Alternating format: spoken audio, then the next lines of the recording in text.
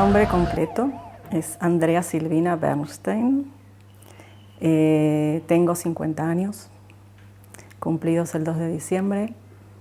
Vivo en Israel desde el año 2000, casada con 2 hijos israelíes. Y me dedico ya hace unos 12 años al diseño de vidrio y tengo un taller propio en Israel.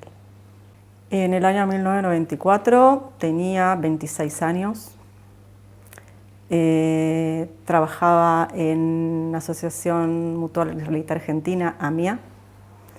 En ese año, en ese mes de julio, trabajaba en Secretaría de Presidencia. Y como todos los días, iba a trabajar. Julio era un mes especial porque eran vacaciones de invierno, hacía mucho frío. Lo particular es que 2 meses antes en la AMIA habíamos festejado los 100 años.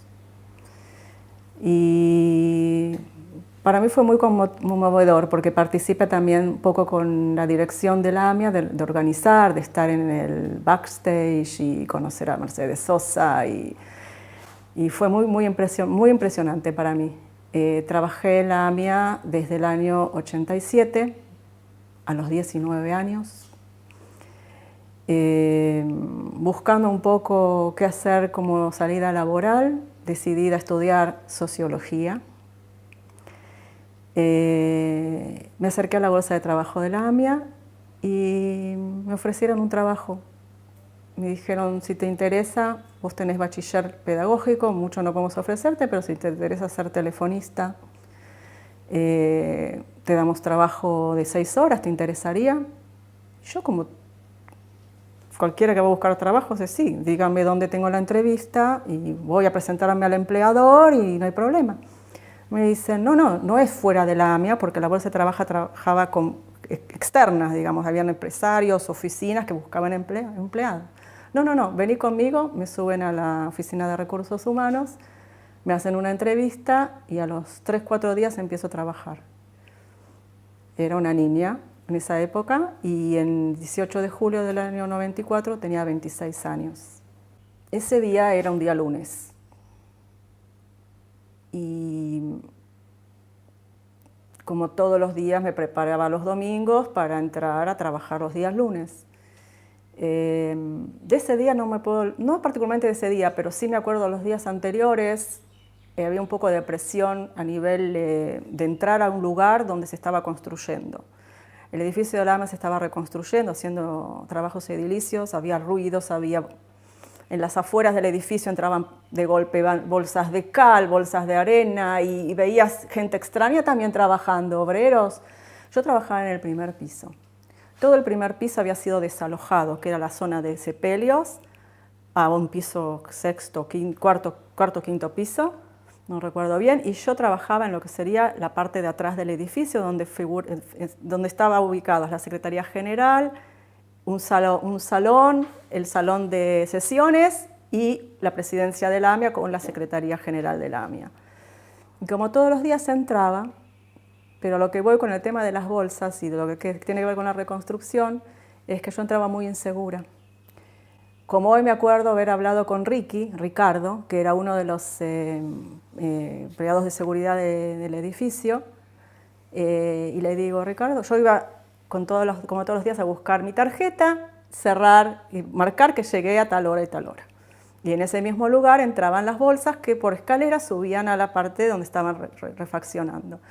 Y yo esas mañanas, en el mes de abril fue, ahora voy a contar por qué, le digo a Ricardo, si pasa algo en relación con lo que había pasado en la Embajada de Israel en el año 92, digo, si llega a pasar algo, vos estás buscando con cuchillo, acuchillando las bolsas, si hay algún explosivo o algo, nos explotamos todos acá, le digo. Quédate tranquila, nosotros hacemos nuestro trabajo. Y yo, con esa sensación, iba a trabajar desde los primeros meses que estaban empezando a reconstruir la AMIA. Refaccionar. Vamos a hablar de refaccionar porque reconstruir se hace después del atentado. Y Y esa mañana, del 18 de julio, entro a trabajar como siempre, 8:30 de la mañana, subo por las escaleras al primer piso. Me ubico en mi escritorio estaba en la entrada a la sala de presidencia de la AMIA. Y trabajaba puedo hablar de con quiénes trabajaba con Tamara Scher, y esa misma mañana estaba ubicado en la sala de presidencia el vicepresidente de la AMIA, Héctor Rosenblatt, que en paz descanse. Todas las mañanas él venía, miraba documentos, miraba la parte de correspondencia, se interesaba por el movimiento de lo que pasaba, y bueno, yo estuve un rato con él. En eso atiendo el teléfono, alcancé a subir al segundo piso, la parte administrativa, dejar algunas cartas, saludar, bajar, y cuando recibo una llamada de teléfono de Mirta, la secretaria de Anita Weinstein, no me acuerdo en este momento el apellido, ella fallece en el atentado, y me dice: Silvina, ¿puedo bajar a escribir en la máquina de escribir que tenés? Yo tenía una máquina de escribir que, como era la presidencia de la AMIA en el año 94, era una IBM un poco más sofisticada, donde se podía borrar también borrar en las letras. Entonces le digo: sí, Mirta, podés bajar, venite. Y a los 3 segundos, ¡boom! Un boom muy grande se escucha. A mí el atentado me agarra en ese escritorio parada, al lado atendiendo al teléfono, o en ese momento circulando alrededor del escritorio de mi lugar, que era un pasaje, parada. Un boom muy grande, silencio, y de golpe otro, como que algo, el fin del mundo. Silencio, oscuridad y un olor terrible que no dejaba ni respirar. Después averigüé qué era ese olor, porque me fui a atender por problemas de respiración. Me hablaron de que era un producto que se había puesto en la coche bomba, que era amoniol. Ante la oscuridad, otra vez silencio y de golpe gritos. Gritos de personas: ¿estás ahí? ¿Qué pasó? ¿Qué pasó? Enseguida voy: Tamara, ¿estás bien? Le pregunto a mi compañera de trabajo, que estaba en un cuadrado de 3x3 era la oficina, o 2x3 la oficina de ella. Sí. Por instinto, lo primero que hago es ir caminando por ese pasillo hacia la parte de Pasteur, y lo que veo es un agujero gigante de luz que no, digamos, me encegueció. Vuelvo para atrás y digo: fue una bomba, empecé a gritar. A algunos se les habrá ocurrido que fue un escape de gas, decían, por el olor, decían escape de gas. Yo enseguida, no sé por qué asocié el tema, fue una bomba, y el mundo se me vino abajo. Empecé a temblar, pero mi instinto fue primero agarrarla, ver dónde estaba Tamara, tantear en la oscuridad, y la pude lograr parar del asiento, porque ella no se quería parar. Y fue así que nos reubicamos. Héctor Rosenblatt apareció de adentro de la Secretaría de Presidencia, dice: me salvé porque se tiró abajo. Él, no sé por qué, tuvo una sensación de querer cubrirse, se tiró abajo del escritorio y no tuvo esquirlas ni nada. Y en eso voy otra vez para adelante y veo que viene caminando Simha Sne, y me dice: ¿Qué me pasa? ¿Qué me pasa? ¿Qué me pasa? Tenía esquirlas en todo de vidrios en toda la espalda. Me acuerdo como hoy, el pullover gris con marcas rojas. Y los gritos de Chichevsky, Ana María: mi hija, mi hija, mi hija.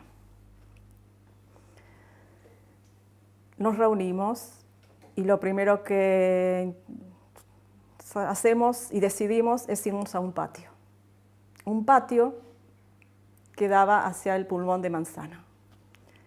Y de ese pulmón de manzana tenía contacto con el edificio de la calle Uriburu, que era también perteneciente a la AMIA.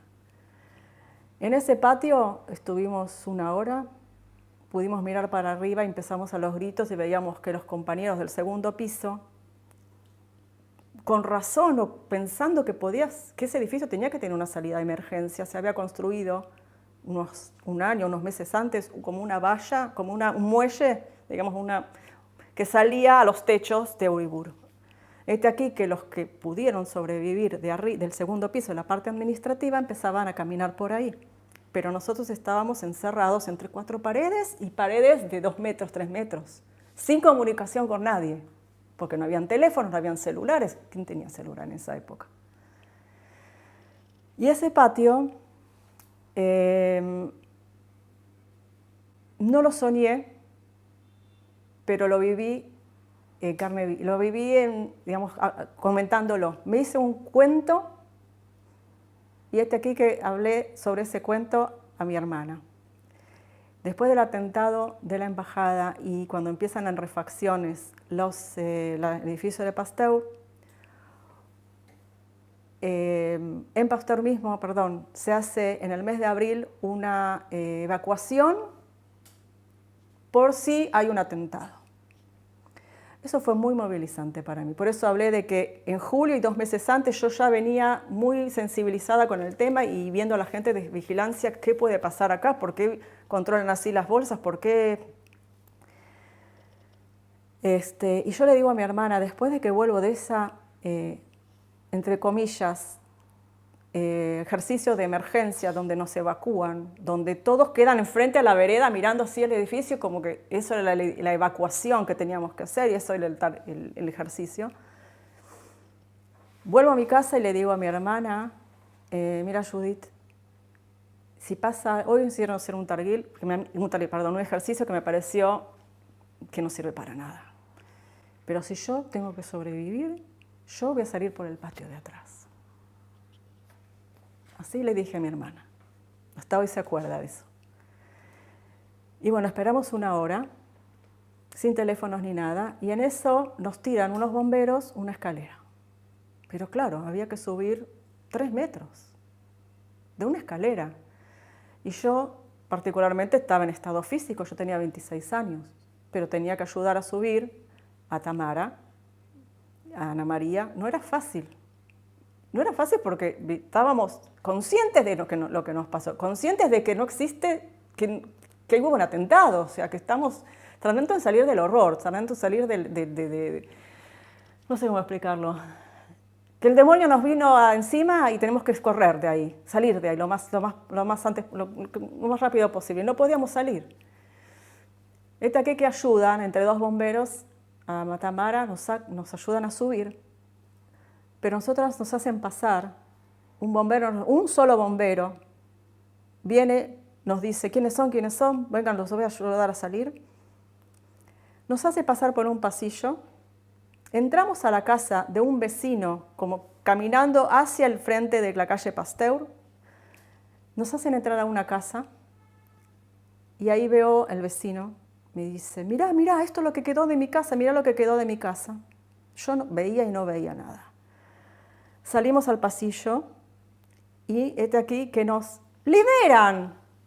Nos liberan, nos sueltan. No es que nos acompaña el bombero hacia no sé cómo explicarte, un lugar de atención. Nos largan a la calle.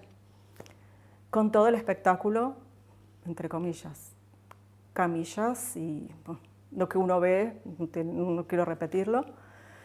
Los gritos y la gente y uno ve la foto de que ese edificio se derrumbó y toda la gente que trata de rescatar como subiéndose a los escombros, era como una película apocalíptica, una imagen, y yo salí de ahí, yo salí de ahí.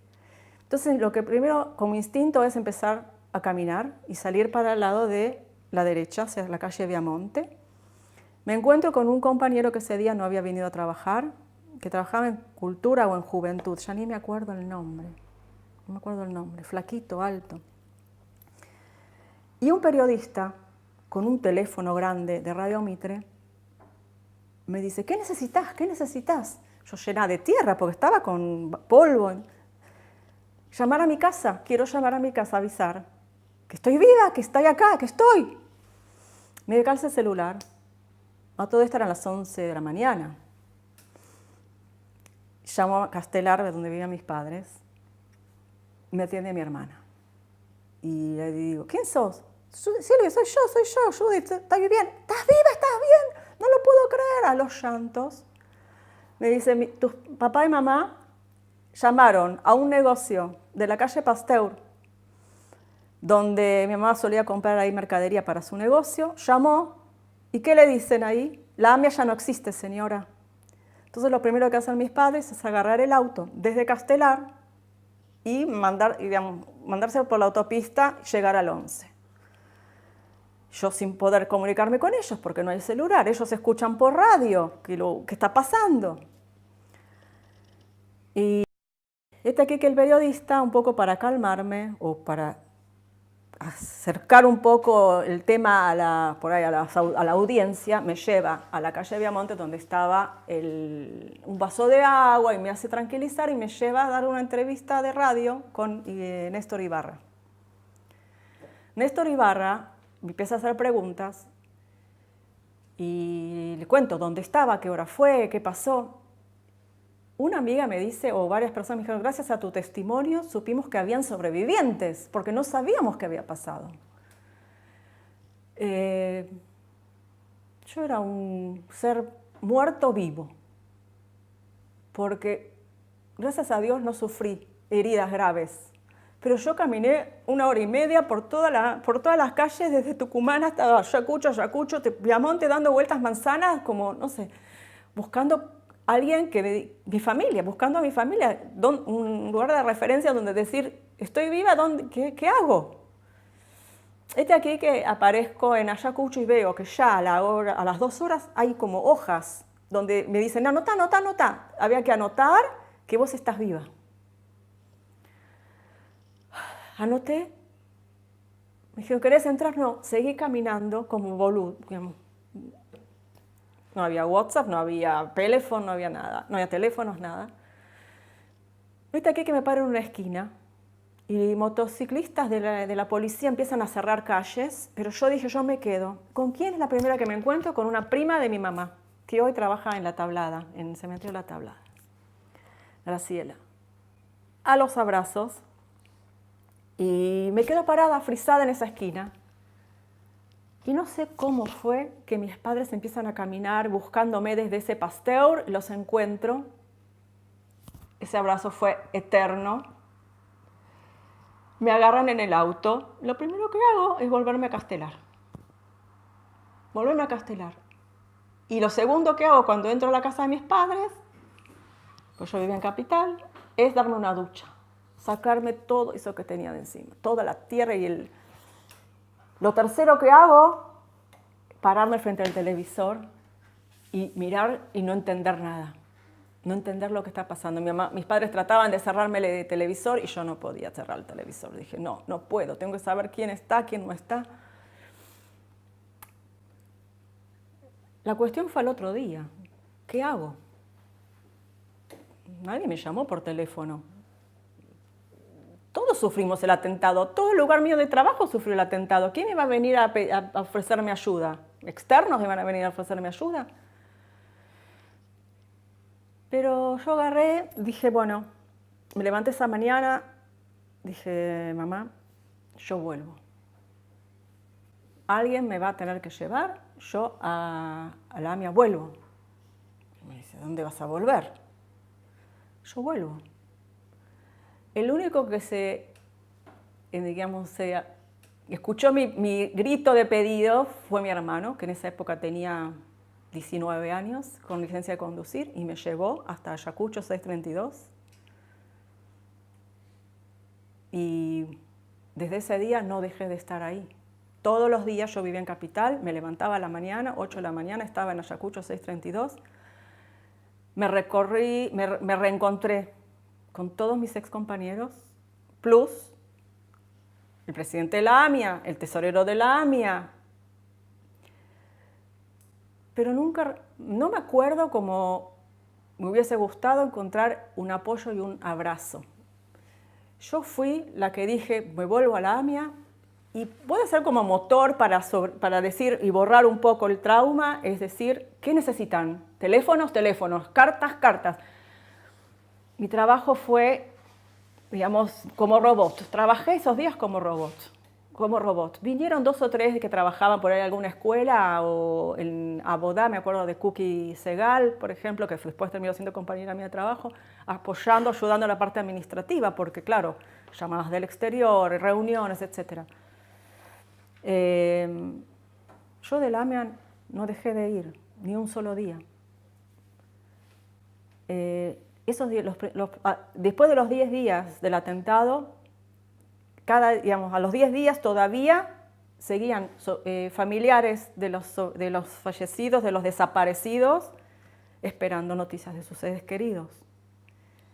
Y yo todos los días iba a trabajar y escuchaba, encontraron el anillo de Carlos, agarraron a esta le dieron esta noticia, se escuchaban desde abajo los gritos de las familias. O sea, yo salí del atentado con vida, pero seguí sufriendo y esperando ver qué pasa con las familias de los que fallecieron.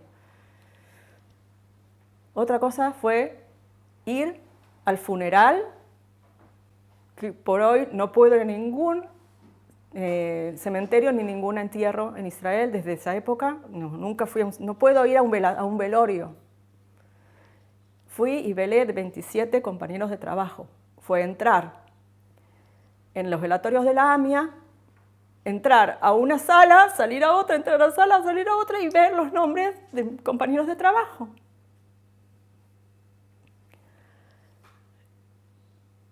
Yo seguí trabajando, dije estoy viva, sigo dedicándome, terminé mis estudios y seguí trabajando en la AMIA.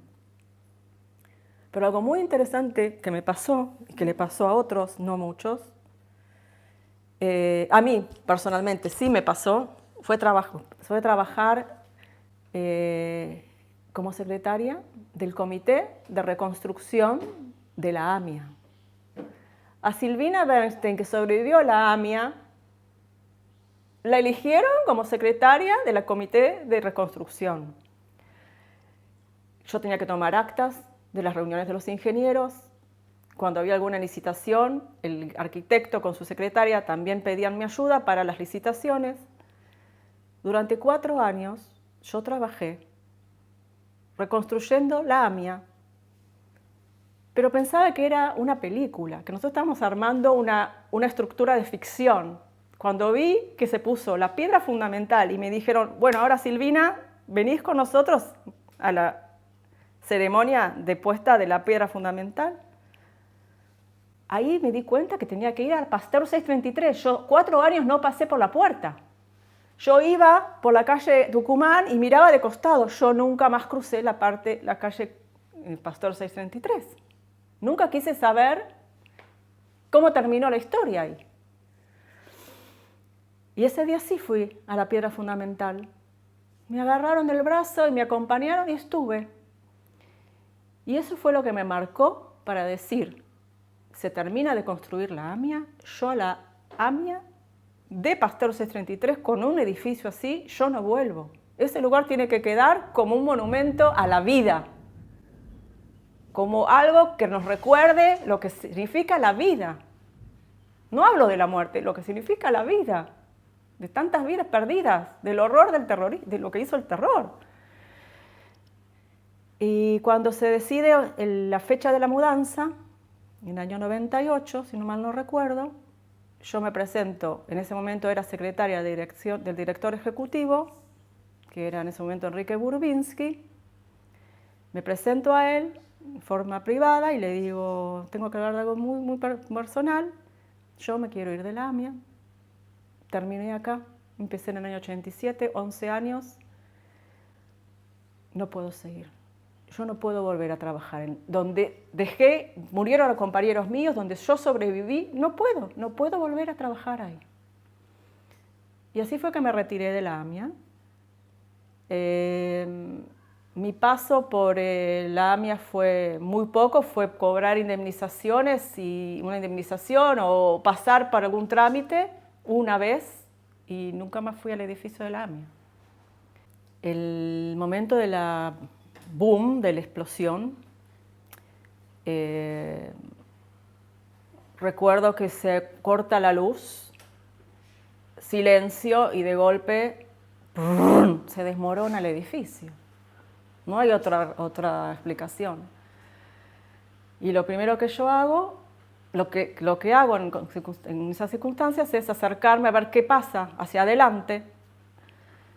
Éramos 5 personas o 4 personas que estábamos juntas en la parte de atrás. Yo fui la primera que va hacia adelante por instinto, ir a ver qué está pasando. Y sí, veo un agujero, pero era porque era de día, plena claridad, y yo estaba en la oscuridad. Nunca había estado en esa oscuridad que te da miedo, No, fue muy, no sé cómo explicarlo, pero es muy instintivo. Es como que de golpe estás acá, de golpe estás en un agujero negro y te ilumina algo. No sé cómo explicarlo. Y sí, como dije antes, el olor, el silencio, los gritos, muy duro, fue muy duro. Nos reunimos en la salida de la presidencia. Y lo primero que hacemos es ir juntos, un poco juntos y un poco arrastrados uno al otro, porque yo me acuerdo que a Tamara la tuve que levantar de la silla, ella estaba pegada a la silla.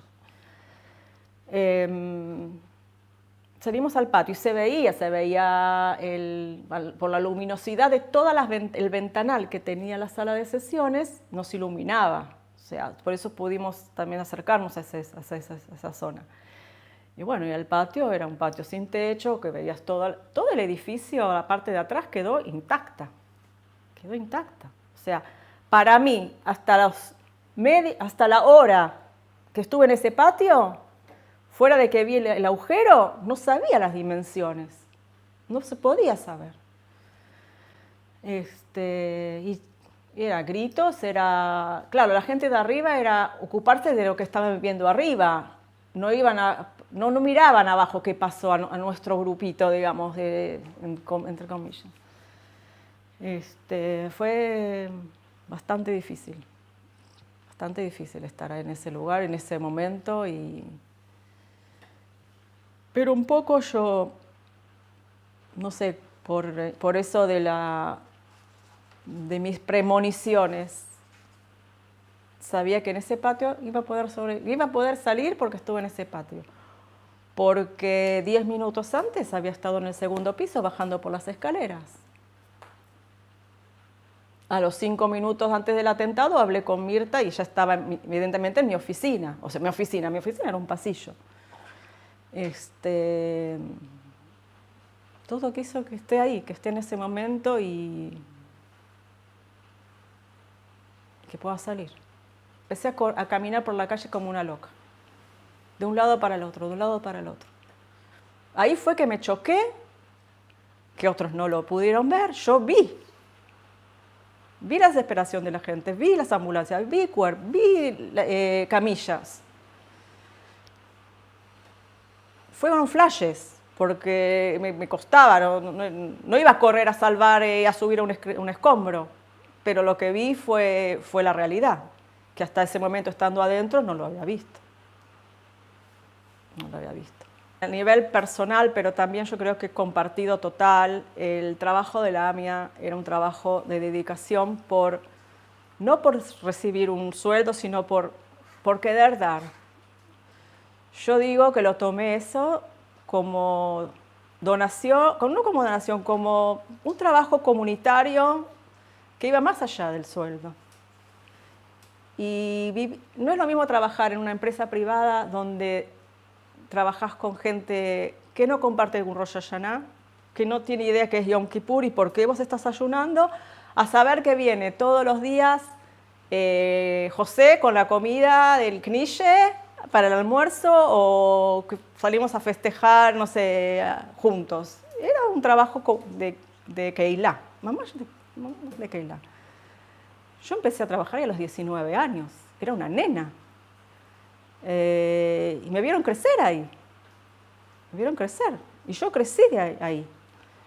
Y cuando me toca lo del atentado, lo primero que sentí fue querer estar ahí, querer abrazar, querer también estar para un poco ver quién de mi familia me necesita y quién sigue y quién no está. Si vos escuchás hoy en día que en tu casa pasó un incendio, ¿no vas a querer correr a ese incendio? Yo salí, pero yo salí y dije, vuelvo. Fue instintivo, fue decir, vuelvo. Y no fue tan fácil volver. Fue muy fácil volver en el sentido de entrar a trabajar, pero yo vivía sola en Buenos Aires. Vivía en un departamento de 35 metros alquilando en la calle Corrientes y Billinghurst. Era saber que yo iba a volver, parece muy masoquista, pero era volver a la mañana a trabajar, a la tarde volver a ese departamento en el 10º piso con 2 ascensores. Y yo decía, si acá hay un incendio, pasa algo, ¿cómo salgo del 10º piso? Los primeros meses creo que mi hermana vino a dormir conmigo todas las noches. Yo no podía dormir sola. Y no quería volver a Castelar, porque mis padres dicen, basta, terminás con la AMIA, terminás de alquilar, terminás tus estudios y basta. Una es decir, soy sobreviviente, y otra cosa es decir, cómo vivo el postrauma. Yo particularmente, sobreviviente, lo tengo como un diploma. Cuando me preguntan, me gusta decir, soy sobreviviente. Como para afuera, mostrar que soy sobreviviente. Me costó muchísimo decírselo a mis hijos. Recién cuando tuvieron entre 9 y 10 años, pude decirles qué me pasó. Yo estoy viviendo en Israel. Hice Aliá en el año 2000, casada, embarazada de mi primera nena. Y llegué a un Israel donde habían atentados. Y yo estaba embarazada, estaba viniendo a Israel a parir y a formar una familia donde hay atentados y yo sobreviví a un atentado. O sea, no es lógico. Si lo pensás, no es lógico. No estamos hablando del año 2018, donde hubo atentados en los World Trade Center, donde hubo atentados en España, en Rusia. Estamos hablando del año 94. Pero hubo algo que me hizo decir, Silvina, se terminó tu historia en Argentina. Y yo creo que me lo marcaron de arriba. Y esto lo cuento y cuando paso el 18 de julio, cuando me preguntan qué sentís el 18 de julio, yo digo, me siento, tengo un año más, que cumplo años los 18 de julio, pero siento que recibí un regalo. Un 18 de julio del año 98 conocí a mi marido en una reunión de solteras y solteros, un sábado. Un 18 de julio que yo dije, yo no voy a ninguna reunión cuando estoy recién hace 4 años después del atentado, recordando a mis compañeros, digo a una amiga, Mirta, yo no voy a ninguna reunión. Y aquí que ese año se hizo el viernes, el 17, se hizo frente al edificio de Pasteur, se hizo el acto, y 18 de julio a la noche, ¿qué problema hay? Ya es sábado a la noche. Fui a una reunión y conocí a mi marido y fue amor a primera vista. Entonces yo todos los 18 de julio festejo, digo, a todos les digo, como decía Larrea, una de cal y una de arena. Festejo y no festejo. Y digo que Dios me trajo eso para que ese día sea menos traumático y menos difícil para mí. El atentado me hizo perder un poco noción de a dónde estoy parada.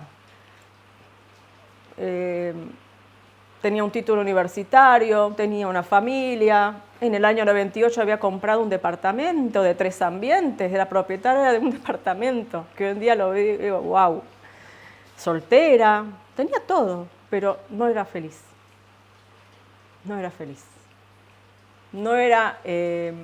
No encontraba que en Argentina tenía que seguir viviendo mi vida.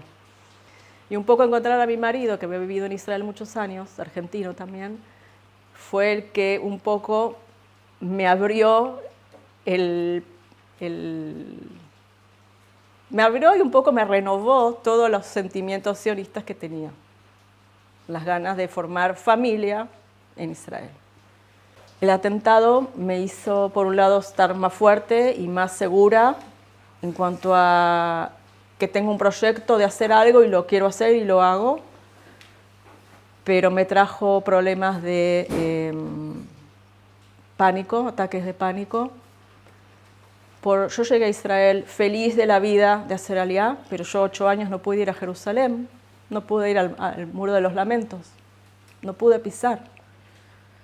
Yo llegué a Israel y no podía saber de que tenía que subir un colectivo, porque los colectivos explotaban. Yo había traído a Israel en mi panza una bebé que nació a los 6 meses de mi Aliyá, en marzo de 2001, y a los 6 meses de nacida fue el atentado a las gemelas. O sea, viví en un mundo donde todavía no era consciente de que realmente lo que está bien lo que elegí. De que, digamos, ustedes me hicieron venir a Israel, pero yo decía, yo estoy con el trauma, yo no puedo seguir viviendo en Israel. Lo que me pasó con los años, un poco, fue que gracias a mi trabajo de montar un estudio en diseño en vidrio, fue reencontrarme con mucha gente a nivel personal y poder contar mi historia y poder darme cuenta que en Israel no solo yo soy sobreviviente, mucha gente sobrevivió a atentados. En los momentos más difíciles tuve atención psiquiátrica y en los momentos más difíciles todavía recurrí a una asociación que se llama Natal, que atiende a sobrevivientes de atentados terroristas en Israel. Y estuve en terapia muchos años, muchísimos años.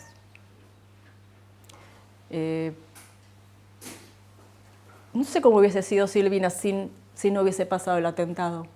No sé si Silvina hubiese estado en Argentina, no sé si me hubiese casado, no sé si sería la misma, con sus exabruptos, con su personalidad especial, que no todos la quieren, pero estoy tranquila y estoy feliz acá. Y no tengo, digamos, mi familia sigue en Argentina y yo estoy tranquila y feliz con lo que hago. Yo me encuentro en Israel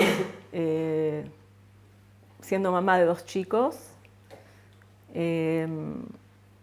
y con la necesidad de realizarme como persona, porque Silvina quedó a los 26 años traumada, sin poder habiendo terminado un título universitario, pero sin encontrar qué hacer con ese título y sin ver un futuro, sin ver qué hacer. Y cuando llego acá, mi título era ser mamá.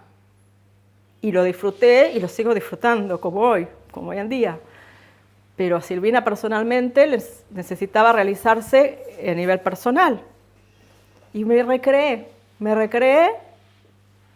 y me encontré por suerte, porque mi marido me orientó también y me apoyó a trabajar con lo que se llama el vitrage.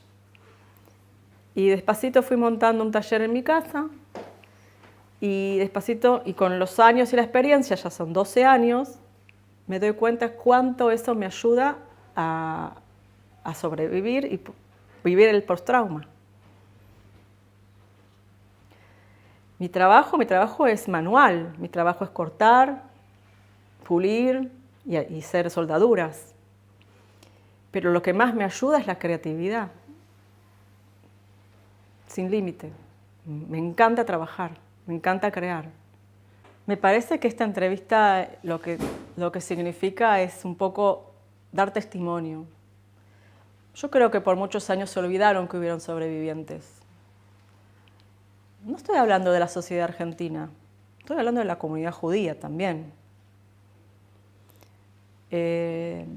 La comunidad, después del atentado a la embajada, lo único que hizo para cubrirse fue poner pilares en las escuelas y agentes de seguridad.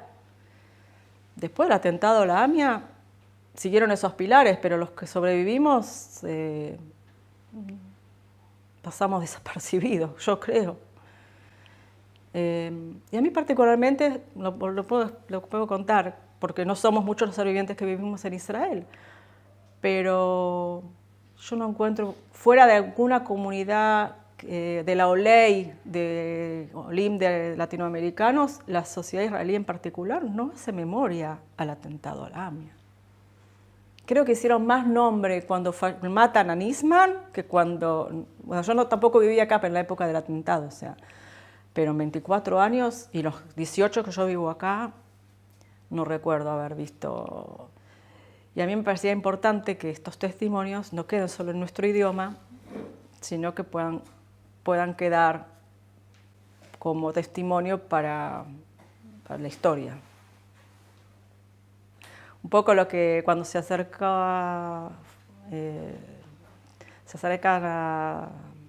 a contarme del proyecto, yo dije, wow, yo estoy en Israel y descubrí tantos sobrevivientes. Y hoy en día hay tantos sobrevivientes dando vuelta por el mundo. O sea, este proyecto es una migaja y puede ser no sé,